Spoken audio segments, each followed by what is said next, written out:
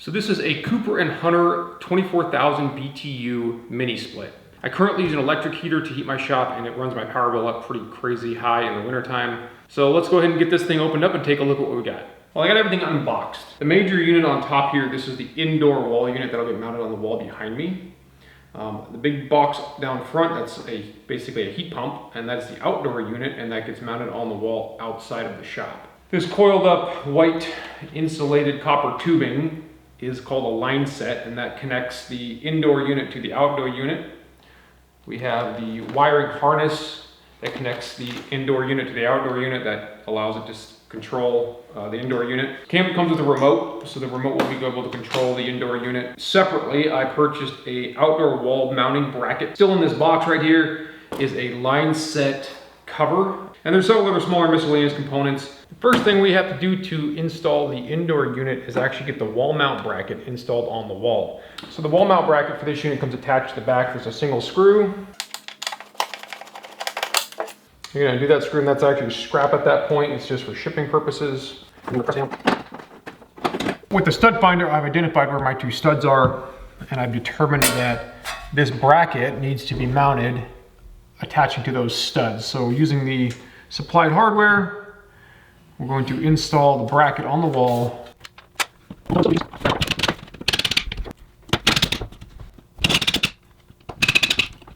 In the installation instructions, it gives you dimensions off of the side of the bracket and how far over to where the hole needs to be for the line set and power cords to go through the wall. We're gonna go ahead and grab a 2.5 inch hole saw and we'll cut that hole in this wall.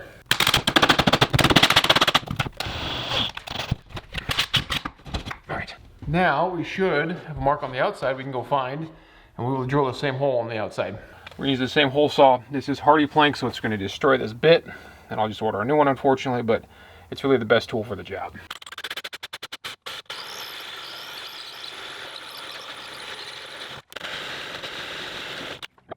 We need to go ahead and prepare the inside unit for mounting on the wall. The first step to doing that is getting the line set tubing that come installed in the back of the unit groomed out into place.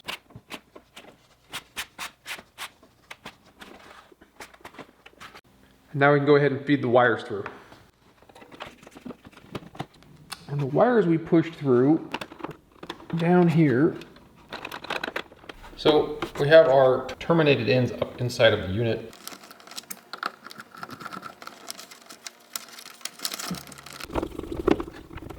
The next one is number 2, which is the black wire.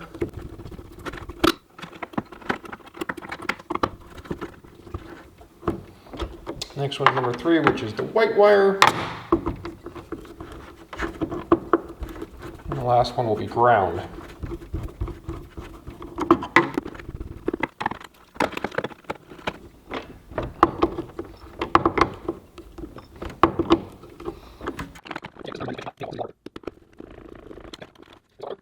Well, we're ready to install the unit on the wall.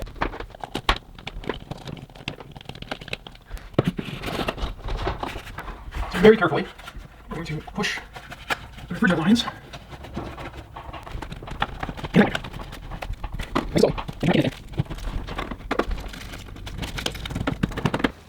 So we need to get our brackets put on the wall.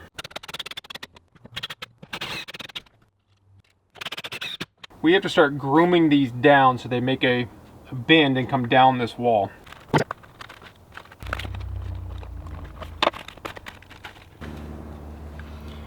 Okay, I think that will be adequate.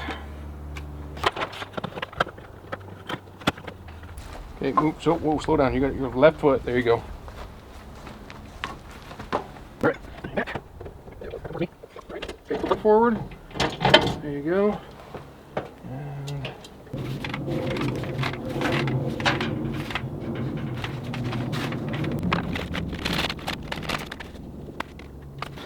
So for the moment, I'm only worried about the upper joints right here. So I've trimmed my line set to a manageable size. And now we need to connect these joints up. So I'm using Nylog. You can take out a link in the description. We're gonna put a little tiny bit on the face of the fitting. That helps with the fit up and make sure everything seals up nice and tight. Doesn't take very much. Now we're gonna thread these fittings together.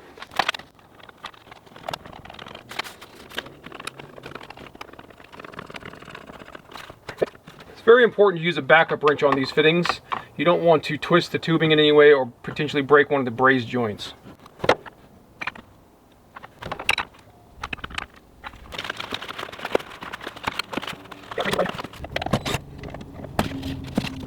Go ahead and trim off the insulation.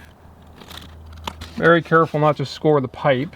So I'm checking to make sure that this comes down and is going to line up right with this fitting, just how we expect.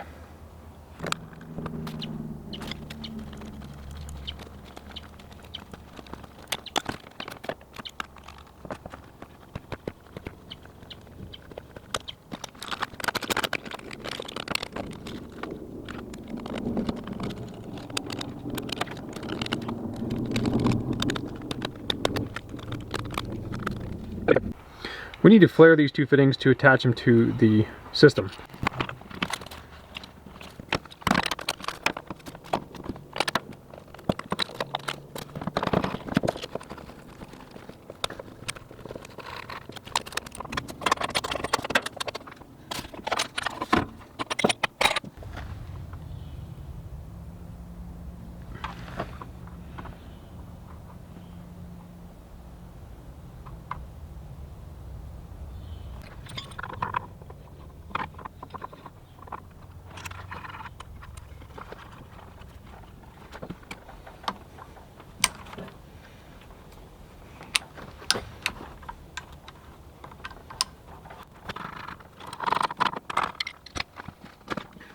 Now that we've got both those made up, we're going to go ahead and put a little nylog on the face of each one, and then we'll make them up.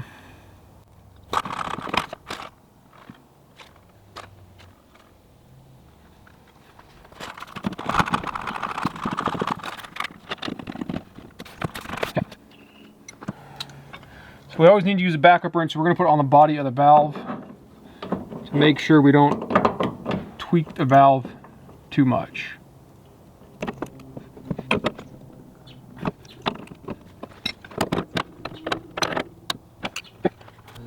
So we're going to hook up our wiring.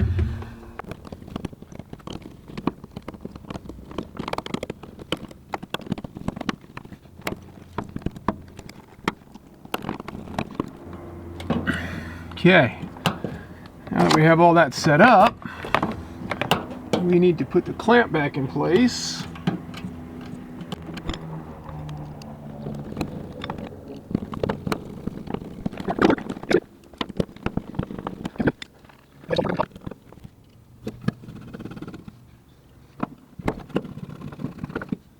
So now that we've done all of the electrical connections and everything's ready to go, before we turn the system on, we need to charge the system with Freon, which is in the outdoor unit. In order to do that, we need to do a nitrogen drop test. But at this point, with what I have done, and I have connected my stuff to this unit, it actually voids the warranty on this unit. There's lots of stickers, and when you buy this online, it's very clear that if you choose to do this yourself, the Freon nitrogen testing, it voids the warranty. In order to maintain your warranty, you have to hire a technician to come out and do this that's qualified and certified, and they have to give you a receipt, which you have to then keep. So if you do have a problem with your unit, you can show the manufacturer that receipt that the qualified technician did the work, and then your warranty is good. So, knowing all that, I'm doing this myself because I don't care about the warranty. If you choose to keep the warranty, make sure you don't do all this. The other thing is, I'm not going to go into a lot of detail on this. I do have the gauge set and the nitrogen bottles and all the right fittings, so I can do this because I probably will end up helping other people do this in the future, so it made sense for me to get this stuff. There'll be links in the description to all these components.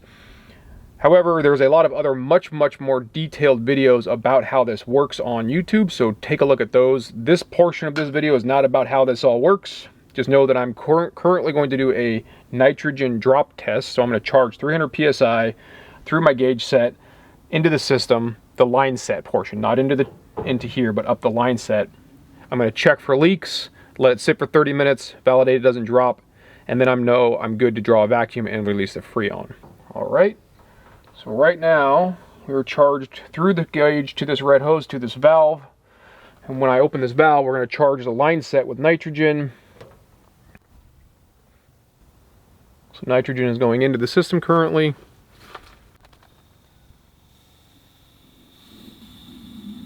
Nice and slowly. It's starting to stabilize. Up here on this gauge is what I'm using. So I'm going to shut this And I'm gonna watch this for 30 minutes to make sure it doesn't drop. During that 30 minutes, I'm gonna go do bubble checks with.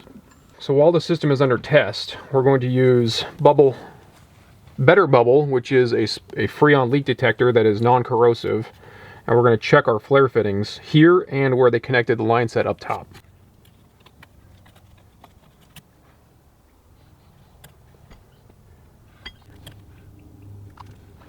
So at this point, our pressure test has held. We have not dropped down at all on the gauge, and we found no leaks at the connection points. So it's been 30 minutes. We've held our pressure. I've gone ahead and removed all of the nitrogen pressure test gear, and I've installed the vacuum setups. All of this stuff will be linked in the description. We're going to turn on our vacuum pump and get us down to 500 microns, which we'll read out up here.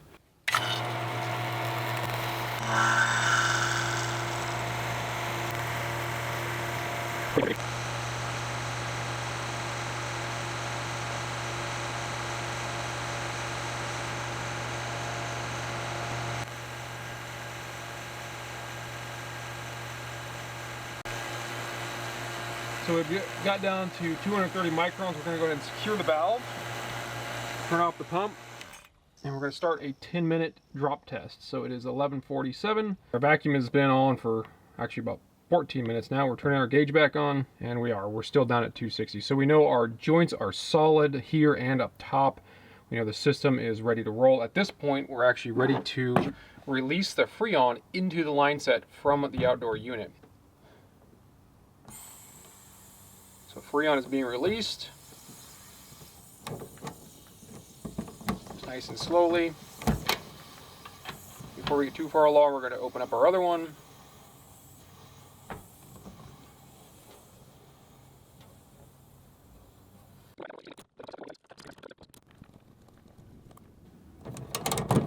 So those are both open. Freon is charged into the lines at this point. Okay. So now now that the valve core is installed, we should be able to remove that, which we can. Now we're going to have to loosen all this up and take these off and check for leaks at that joint. So we need to wrap these lines. The kit comes with this wrap tape.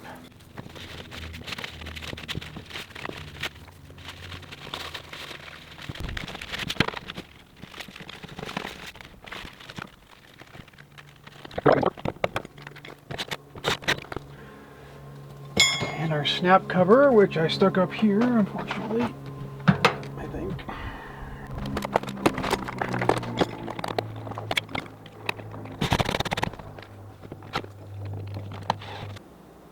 This is going to wrap up the install for this Cooper & Hunter 2800 BTU mini split in my shop.